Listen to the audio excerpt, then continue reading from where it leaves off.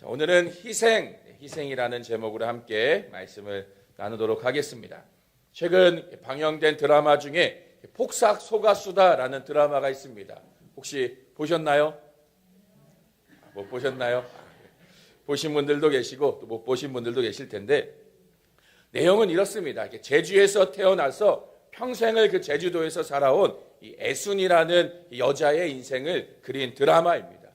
어려서 꿈도 많고 하고 싶은 것도 많았던 이 애순이라는 한 여자가 가족을 위해서 자신의 꿈을 접고 또 자식들을 위해서 자기의 모든 시간을 또 쏟아내기도 하고, 남편과 부모를 위해서 자기 자신은 뒷전으로 밀어놓고 평생을 살아오는 그 인생을 이야기한 드라마가 이 폭삭 속았수다 이 드라마의 내용입니다.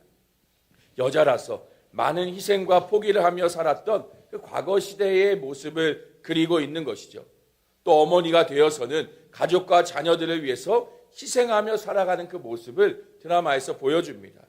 아마 이 자리에 앉아 계신 대부분의 여자분들은 아마 그 드라마를 보면서 많이 공감이 되실 거예요.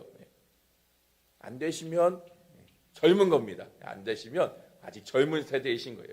과거 아마 50대, 60대 정도 되신 분들의 아마 시대와 비슷한 시대일 걸로 생각되어져요. 그 드라마를 보면 그 여자 주인공인 애순이, 이 애순이라는 여자가 참 열심으로 가족을 위해서, 남편을 위해서, 자녀들을 위해서 희생하는 모습을 보여주고 있지만, 또 그 여자뿐만이 아니라 그 남편인, 남자 주인공인 이 관식이란, 요즘 관식이가 아주 인기입니다, 여자들에게. 이 관식이란 남자 역시도 아내를 위해서, 또 자녀들을 위해서, 그 가족을 위해서 평생을 묵묵히 일하면서 희생했던 것을 보여줍니다.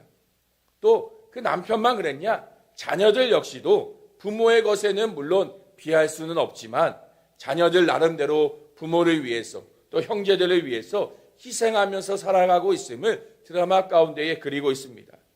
결국 가족이라는 그 존재가 서로가 서로를 위해서 희생함을 통해서 서로를 사랑하는 그런 관계임을 보여주고자 한 것이 아닌가, 저는 드라마를 보면서 생각해 보았습니다. 또 실제로 가족의 관계가 그렇죠.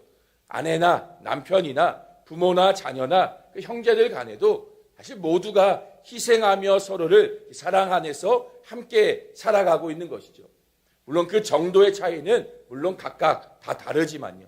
서로를 위해서 가족은 가족이란 이름 안에서 희생하며 함께 살아가고 있는 것입니다. 그러나 지금의 시대는 어떻습니까? 지금의 시대는 아무리 가족이라 할지라도 나를 희생하는 것보다는 나의 존재와 나의 자아를 위해서 살아가도록 말하고 있습니다. 자식을 위해 희생하는 그 엄마가 아니라 나라는 여자, 나라는 한 사람으로서의 그 가치를 위해 살라고 지금 시대는 말하고 있죠. 나를 포기하거나 나를 희생하는 그런 인생은 오히려 바보 같은 일로 여기기도 합니다. 이러한 가치관을 가진 현대사회의 문화가 어쩌면 이 결혼이나 자녀 출산에 대해서 지금 젊은 세대들이 그것을 점점 꺼리게 만드는 것이 아닌가 생각해 봅니다. 결혼을 하는 것, 또 자녀를 낳고 사는 일에 대해서 사실 남자나 여자나 모두가 다 가족을 위한, 또 배우자를 위한 희생이고 포기가 어느 정도 있어야 하지요. 요즘 젊은 세대들은 결혼은, 또 자녀를 낳는 것은 전적인 자신의 희생과 포기가 있어야 된다라고 생각하기 때문에 처음부터 그 희생과 포기를 하지 않으려는 그런 사람들이 많아지고 있는 것이죠. 내가 가족을 위해서 포기하는 것보다 나라는 존재 자체에 대한 그 가치, 나의 정체성을 더 지키고 그것을 위해 살기 위해서, 그 정체성을 드러내며 살기 위해서 혼자 사는 것을 선택하기도 하고요. 또 결혼을 하더라도 자녀가 없는 삶을 선택하기도 하는 것입니다. 물론 그런 생각을 어느 정도는 이해하고 공감합니다. 결혼해서 또 자녀를 낳고 사는 일이 쉬운 일이 아니죠. 그렇게 희생하며 사는 것이 때로는 내가 무엇을 위해 사는가라는 고민이 들기도 하죠. 나라는 존재, 나는 누구인가, 나는 어떤 존재로 이 땅을 살아가는가, 그런 고민이 드는 것이 당연합니다. 결혼을 하고 또 자녀를 낳는 일은 분명한 희생입니다. 혼자 살 때는 모든 시간, 모든 물질, 모든 것이 나 중심으로 살지 않았습니까? 근데 결혼하면요, 모든 것을 배우자와 나눠야 되고요. 무엇을 결정할 때에도 내 생각과 내 뜻대로가 아니라 배우자와 상의하고 의논하고 그 상대의 마음을 고려해서 결정해야 됩니다. 민경자매, 이제 곧 결혼을 앞두고 있는데 지금까지 혼자의 자유가 이제는 끝나가는 것이죠. 지금도 늦지 않았습니다. 또 자녀가 없을 때는 부부의 관계에서 상대만 고려하면 되지만 자녀를 낳고 나면요, 또 자녀를 위해서 모든 것을 희생하게 되죠. 결혼보다도 더 큰 희생과 포기가 자녀를 낳게 되면 생겨나게 됩니다. 결혼을 하고 자녀를 낳는 것에는 분명히 나의 희생이 필요한 일입니다. 그러나 결혼을 하는 일, 또 자녀를 낳는 일에는 그 희생과 비교할 수 없는 큰 기쁨과 행복이 또한 그 가운데에 있는 것을 경험해본 우리는 다 알고 있습니다. 특히나 자녀를 낳는다는 것, 그것은 물론 너무나 힘든 일이죠. 자녀를 낳고 그 아이를 기른다는 것, 평생의 수고와 고생과 희생을 해야 하는 일이죠. 그러나 그 어떤 것과도 비교할 수 없는, 그 다른 어떤 것으로도 경험할 수 없는 진정한 기쁨과 행복을 자녀를 낳고 키우는 그 희생 가운데 우리는 경험할 수 있습니다. 그렇기 때문에 저는 청년들에게, 아직 자녀를 낳지 않은 사람들에게 자녀를 꼭 낳아라 라고 이야기를 합니다. 자녀를 낳는 것이 낳지 않는 것보다 더 행복하고 기쁨을 경험한다. 무엇보다도 자녀를 낳아 키움을 통해서 하나님이 우리에게 보여주신 전적인 그 은혜와 사랑이 무엇인지를 조금이나마 알 수 있다. 저는 청년들에게 말해줍니다. 민경자매는 아이를 여기서 묻지 않을게요. 그래요. 낳으면 더 좋아요. 낳으면 더 좋아요. 자, 그러나 사람들이 어떻습니까? 내가 희생하는 일을 꺼려하지요. 내가 희생하고 싶어하지 않습니다. 과거의 시대와 같이 가족을 위해서, 자식을 위해서 희생하며 사는 것이 오히려 어리석다, 바보 같다라고 사람들은 여깁니다. 결혼의 관계 안에서도 서로를 향한 희생보다도 나의 것을 더 주장하기 위해서, 나의 생각, 나의 고집, 나의 것을 더 챙기기 위해 그 결혼의 관계를 깨트리는 일들도 벌어지고요. 또 누군가를 위해 희생하는 삶을 불행한 것처럼 말하기도 합니다. 오히려 나를 위해서 사는 것이, 나의 존재, 나의 정체성, 나의 자아를 찾아가는 것이 더 좋은 것처럼 지금의 시대는 말하고 있죠. 그러나 정말 그럴까요? 정말 그것이 나의 존재, 나의 자아를 위해서 사는 것이 더 행복하고 좋은 삶이라면 왜 지금의 시대가 과거보다도요, 더 많은 아픔과 상처들을 가지고 살아가고 있을까요? 내가 중심이 되어서 나를 위해서 살아가고 있는데 왜 여전히 지금 시대의 사람들은요, 더 불안해하면서 또 더 두려움 가운데 빠져서 삶의 의미조차도 잃어버린 채 그렇게 살아가는 사람이 과거보다 더 많아진 것일까요? 그 이유는요, 하나님께서 우리를 이렇게 창조하셨기 때문입니다. 나를 위해 사는 것이 아니라 오히려 다른 이들을 위해 살도록 하나님께서 우리를 지으셨기 때문에요. 나를 위해 살 때보다도요, 남을 위해서 희생하며 그 사랑을 통해서 우리는 더 큰 기쁨과 행복을 누릴 수 있는 것이죠. 하나님께서는 우리를 그렇게 창조하셨기 때문에요, 우리는 사랑으로 희생하며 살 때에 더 큰 기쁨과 행복을 발견하고요, 삶의 진정한 가치를 찾을 수 있게 되는 것입니다. 그래서 우리는요, 오늘 본문을 통해서 왜 우리가 희생하기를 어려워하는지를 함께 생각해 보고요, 예수님께서 우리에게 보여주신 그 희생을 통해서 우리 또한 희생하며 그 사랑을 행하며 살아가는 삶이 될 수 있기를 결단할 수 있는 시간이 될 수 있기를 소망합니다. 자, 오늘 본문 말씀 가운데에 예수님이 뭐라고 말씀하십니까? 우리 24절 말씀 같이 한번 읽어보겠습니다.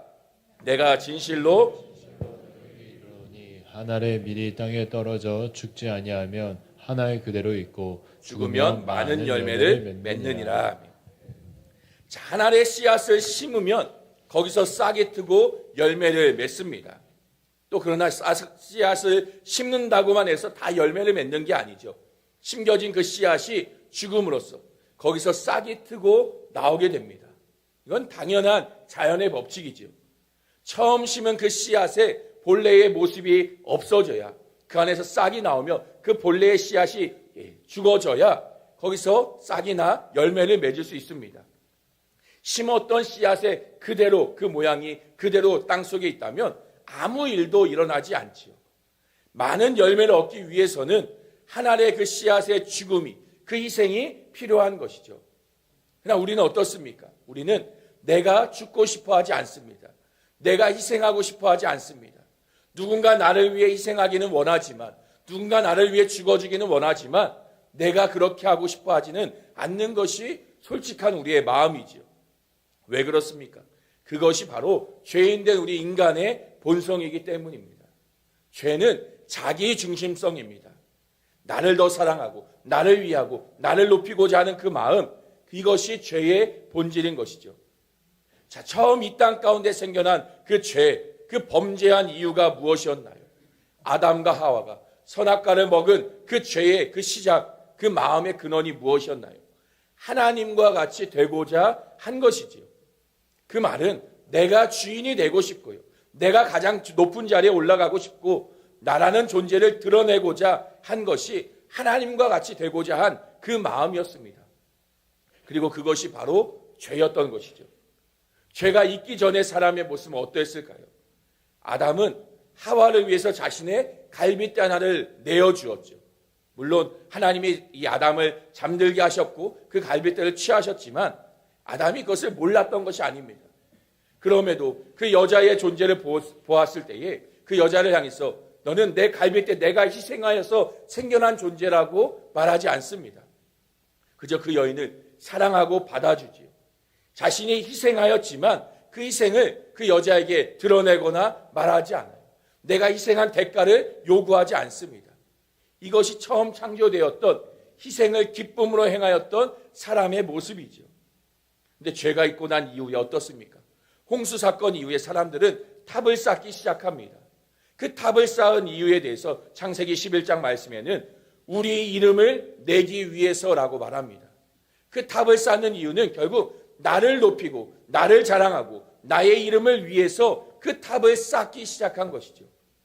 죄인된 인간의 본성, 나를 위해 살아가고자 하는, 내 이름을 드러내기 위해 살아가고자 하는 인간의 본성을 창세기 11장 그 탑을 쌓는 사람들의 모습을 통해서 보여주고 있는 것입니다. 수고하고 애쓰는 그 모든 것이 결국 나를 위한, 자기 이름을 내기 위한 일로 우리는 살아가고 있습니다. 내가 인정받아야 되고요. 내가 드러나야 하는 것이죠. 그렇기 때문에 사람은요, 자기를 희생하며 자신을 죽이려고 하지 않는 것입니다. 오히려 사람들이 자신을 희생시키려고 하고 나를 짓밟는 것 같이 나를 무시하거나 나를 드러내고 인정하지 않을 때에 사람들은 오히려 분노하며 거세게 대항합니다. 집에서 매일같이 분리수거와 음식물 쓰레기를 아내를 위해서 내다 버립니다. 아무 말 없이, 군소리 없이 퇴근하고 집에 들어오면 항상 쓰레기를 내가 내 손으로 내다 버립니다. 아내가 이 더러운 것 만지지 않게 하려고, 힘든 일 하지 않게 하려고 아내와 가족들을 위해서 희생하며 내가 해야겠다 생각하고 하고 있습니다. 그런데 어느 날 아내가 말하는 것이죠. 당신은 집에 와서 하는 일이 뭡니까? 밥만 먹고 TV만 보고 누워만 있지 말고 집안일 좀 도와주세요. 아내가 그렇게 말하는 순간 내 안에는 분노가 쏟아져 나오죠. 내가 그동안 희생한 게 얼마나 있는데, 내가 지금까지 매일 쓰레기 버리고 음식물 내가 갖다 버렸는데 그것도 알지 못하고 내 희생을 알아주지 못하고 인정해주지 못하고 더 많은 것을 하라고 나에게, 아무것도 하지 않는다고 나에게 말하고 있는 아내를 향해서 화를 내죠. 저희 집 이야기는 아닙니다. 네, 오해하지 마시고요. 네, 그냥 예화로 들은 이야기니까요. 네. 교회에서 열심으로 수고하며 섬겼습니다. 열심히 봉사했어요. 평일에 약속이 있고 중요한 일이 있음에도 그것을 포기하고 교회에 나와 섬기며 봉사하며 내가 희생했습니다. 그런데 사람들이요, 나의 희생을 전혀 알아주지 못해요. 전혀 알아주지 않고 나보다 덜한 다른 사람들만 칭찬하고 있습니다. 그러면요, 내 안에 깊은 서운함이 끓어오르죠. 내가 이만큼 희생했는데 왜 알아주지 않느냐? 왜 칭찬해주지 않느냐? 왜 인정해주지 않느냐? 우리 안에 서운함과 섭섭함이 가득하여지게 됩니다. 왜 그런 마음이 드는 것입니까? 그것이 바로 죄이기 때문인 것이죠. 자기 중심성, 나를 드러내야 되고요. 나를 자랑하고자 하는 그 마음, 이것이 죄에서 비롯되어지는 것입니다. 내가 수고했고, 내가 헌신했고, 내가 희생했음을 사람들이 알아줘야 하고 인정해줘야 된다고 여기는 그 마음이 바로 죄인 것입니다. 그런 마음으로 하는 모든 희생은 사실 올바른 희생이 아닌 것이죠.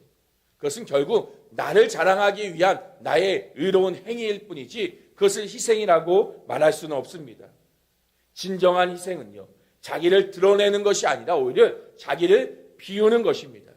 자기를 비운다는 것은요, 단순히 조금 겸손한 처럼, 제가 희생했지만 그 희생한 것이 아닙니다. 몰라주셔도 괜찮습니다. 그것이 아니라 오히려 자기를 죽이고 없애는 것, 자기의 존재 자체를 잊어버리는 것, 그것이 자기를 비우는 마음인 것이죠. 그렇게 내가 아닌 다른 사람들을 높여주고 다른 사람들을 드러내주고 다른 이를 더 섬겨주는 것이 진정한 희생의 마음이라 할 수 있습니다. 또 그 희생을 통해서 내가 아니라 다른 사람들, 많은 열매들을 나타내게 하는 것, 이것이 성경이 오늘 우리에게 말해주고 있는 희생인 것이죠. 저는 개인적으로 어떤 교역자들의 사역에 대한 평가를 그 사역자가 떠나고 난 후에 그 부서의 그 모습을 보면서 판단하려고 합니다. 어떤 사역자들은 사역하는 동안 많은 열매들을 이렇게 보게 되죠. 부서가 부흥하고 숫자가 많아지고 좀 더 잘 되어지는 그런 사역자들이 있습니다. 물론 그 사역자가 와서 열심히 했기 때문에 그런 부흥들이 일어날 수 있지만, 저는 개인적으로 생각할 때에 그 본인이 한 열심보다도 앞에서 먼저 했던 그 사역자들이 수고하며 열심으로 심어놓은 것들을 그때에 와서 열매를 거둔 것이라고 저는 생각합니다. 그렇기 때문에 내가 잘해서가 아니라 앞선 사역자의 수고와 그 심어놓은 것들을 내가 열매를 거두고 있다 보는 것이죠. 근데 어떤 사역자들은요, 자기 때에 뭔가 열매들이 있는 것 같은데 떠나고 난 그 부서에 오히려 더 황폐해져 버리는, 정말 황무지 같이 되어버리는 경우들을 보게 됩니다. 본인이 있을 때는 잘 되는 것처럼 부흥하는 것처럼 보여졌는데 떠나고 나니까 남아있는 사람들이 없는, 오히려 힘들고 어려운 상황이 되어버리는 그런 경우들이 있는 것이죠. 왜 그렇습니까? 자기 때에 뭔가 내가 했다는 것을 드러내고자 지금 당장의 열매들을 만들어내기 위해서 수고했기 때문에 그런 것이죠. 그런 사역자들은 대부분이요, 나 때 이만큼 부흥했었다, 내가 이만큼 열매들을 거두었다, 사실 자기의 어떤 수고와 열심을 자랑하고 드러내며 당장의 자기의 결과들을 보여주고자 사역을 합니다. 그러다 보니 자신이 사역할 때 잘 심어두지 않으니까요, 떠나고 나면 아무것도 거둘 게 없는 상황이 되어버리는 것이죠. 그렇기 때문에 혹시 교육자들이 새로 왔을 때 당장에 어떤 부서의 열매들이 나타나지 않아도 저 교육자, 저 목사, 저 전도사 왜 이렇게 사역을 못하냐, 핀잔하지 마시고 탓하지 마시고 앞선 사역자가 심어놓은 것이 없구나 그렇게 생각해 주시고 지금 열심히 심고 있구나, 그래서 열매 거둘 때를 기다려 주시고 기도해 주시면 좋을 것 같습니다. 우리의 죄된 본성은요, 희생하기를 원하지 않습니다. 내가 더 드러나고 내가 더 자랑되어지고 내가 인정받기를 원하고요, 또 내가 살기 위해서 나를 풍족케 하기 위해서 내 것을 포기하거나 내어주는 그런 희생을 원하지 않는 것이죠. 그러나 그렇다고 해서 희생하지 않는다고 해서 내가 정말 높아지거나 내가 정말 풍족해지는 것이 결코 아닙니다. 오히려 남을 위해 희생하기를 피하기만 하고 희생하려 하지 않을수록, 나만을 위해 더 살아갈수록요, 우리는 더욱더 메말라가며 피폐해져 가는 것을 보게 됩니다. 이런 우리를 향해서 예수님이 뭐라고 말씀하십니까? 우리 24절과 25절 다시 한번 함께 읽겠습니다.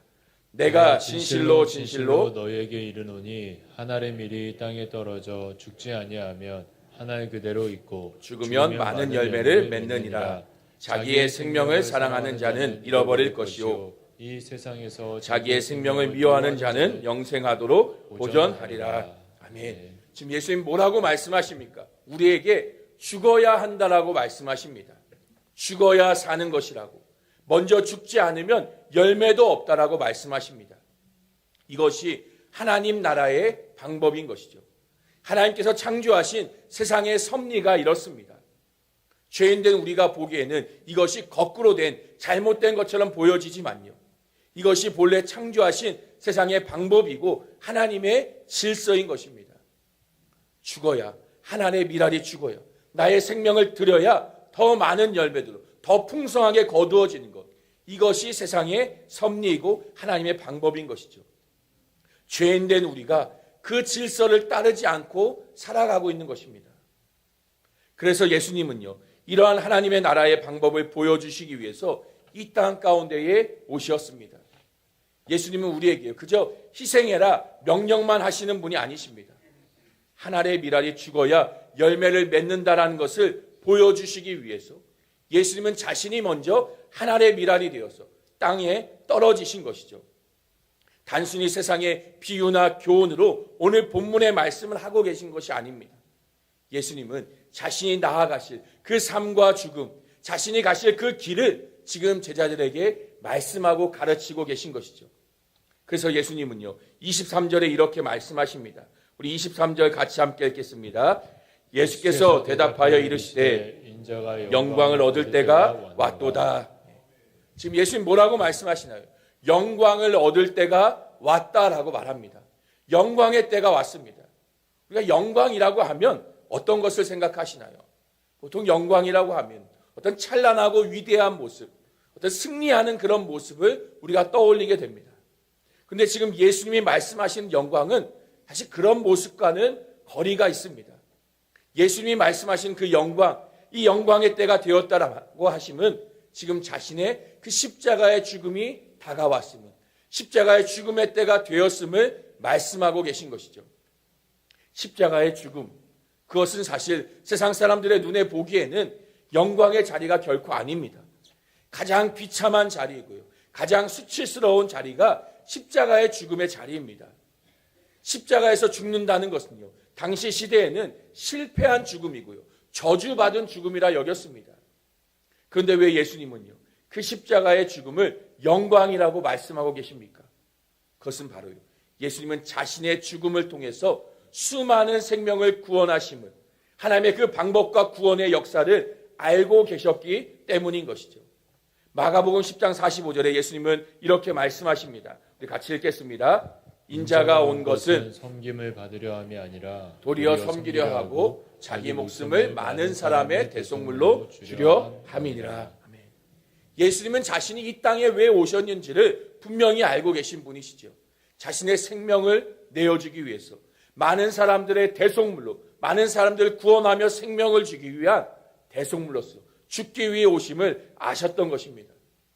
누군가를 위해서 희생하는 죽음을요, 우리는 비참하다 말하지 않습니다. 소방관이 사람을 구하다 죽으면 그 죽음을 우리는 오히려 영광스러운 죽음이라고 말을 합니다. 예수님이 이 땅에 오셔서 십자가의 죽으심은 그저 한 생명, 자신의 목숨이 비참하게 죽음으로 끝난 것이 아니었습니다. 수많은 죄인들을 구원하시는, 생명을 살리는 그 죽음으로 예수님은 죽으신 것이죠. 그렇게 예수님의 죽음은 영광이라 말할 수 있습니다. 그 어떤 죽음보다도 가장 영광스러운 죽음인 것이죠. 십자가 위에서 예수님은 자신의 모든 것이 찢기셨고요, 모든 것을 다 쏟으시며 완전히 죽으셨습니다. 모든 물과 피를요, 우리를 위해서 내어주셨고 자신의 그 생명까지도 희생하여 주신 분이십니다. 그러나 예수님은 그렇게 하나님의 미랄로 죽으셨지만 모든 자들의, 잠자는 자들의 첫 열매가 되어주셨습니다. 부활의 첫 열매로 다시 사심으로써 많은 사람들이 그 안에서 부활의 열매를 맺게 하시고 부활의 생명을 얻게 하신 것입니다. 예수님은 그렇게요, 희생하는 삶이 무엇인가를 우리에게 보여주신 것이죠. 하나님의 미랄로 죽을 때에 하나님 나라에서 어떤 결과를 얻게 되는 것인지를 보여주신 것입니다. 예수님께서 그렇게 미랄이 되어서 땅에 떨어져 죽으셨기 때문에요, 우리는 생명의 열매를 얻었고요, 또 수많은 생명의 열매를 맺는 삶으로 살아갈 수 있게 된 것입니다. 예수님은요, 우리가 절대 감당할 수 없는 그 희생을 통해서 그 십자가의 죽음을 감당하심으로써 우리가 기꺼이 작은 희생을 감내할 수 있는 존재로 변화시키신 것입니다. 예수님은요, 그래서 우리를 향해 나를 따르라라고 말씀하십니다. 예수님을 믿는다는 것은 예수님을 따라가는 것이죠. 단순히 어떤 윤리적으로 좋은 사람으로 선한 일을 행하며 사는 것이 아닙니다.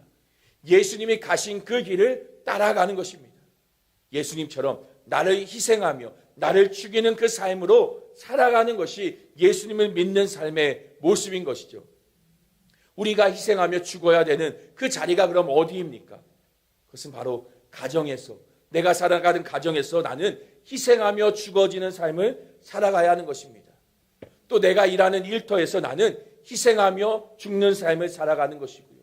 또 교회 안에서 내가 교회를 위해, 옆에 있는 다른 지체들을 위해서 희생하며 섬김으로 죽어지는 삶을 우리가 살아가야 하는 것입니다. 남들이 하기 싫어하는 일을 묵묵히 하며 사는 것, 또 내가 가진 권리, 내가 가진 물질, 나의 모든 것을 나누며 베푸며 사는 것, 이것이 우리가 내 자리에서, 나의 보내신 자리에서 희생하며 살아가야 하는 삶의 방법인 것이죠.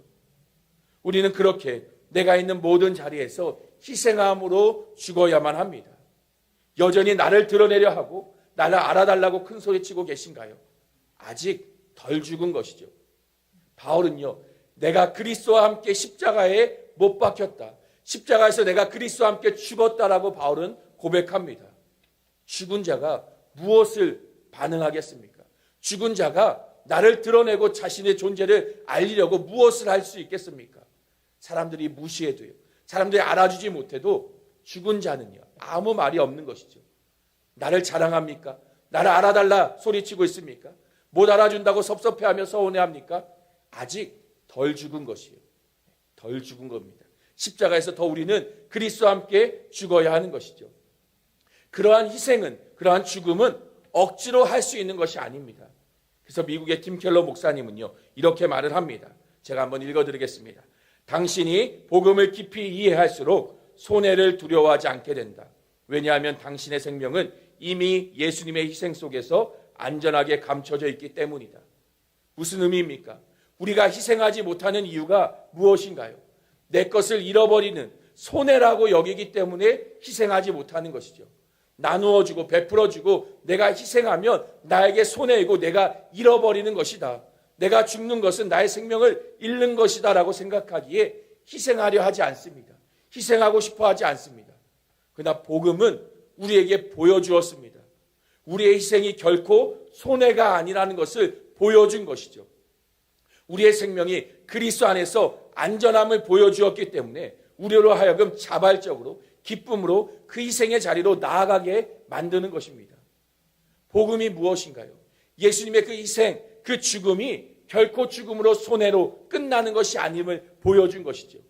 하나님의 미랄로 죽으셨지만 수많은 생명, 수많은 열매를 맺게 하는 것을 복음이, 십자가의 그리스도가 우리에게 보여주신 것입니다. 하나님 안에서, 하나님 나라에서 자신을 희생하며 죽는 것은 사라지는 것이 아니라, 손해보는 것이 아니라, 잃어버리는 것이 아니라 더 풍성하게, 더 충만하게 누리며 얻게 됨을 예수님은 십자가를 통해 우리에게 보여주신 것입니다. 그래서 우리는요, 그 희생을 감내해야 하는, 견디고 참고 인내해야 하는 어떤 괴로움과 어려운 일이 결코 아닙니다. 희생의 자리에 기꺼이 참여하는 것이죠. 왜요? 희생은 하나님의 영광을 오히려 드러내게 되고요, 하나님의 모든 축복과 은혜를 더 풍성하게 받아 누리는 자리이기 때문인 것입니다. 예수님은요, 우리에게 요구하시는 것 이상을 먼저 행하셨습니다. 예수님은요, 나를 위해서 하나의 미랄로 이 땅 가운데 먼저 죽으셨습니다.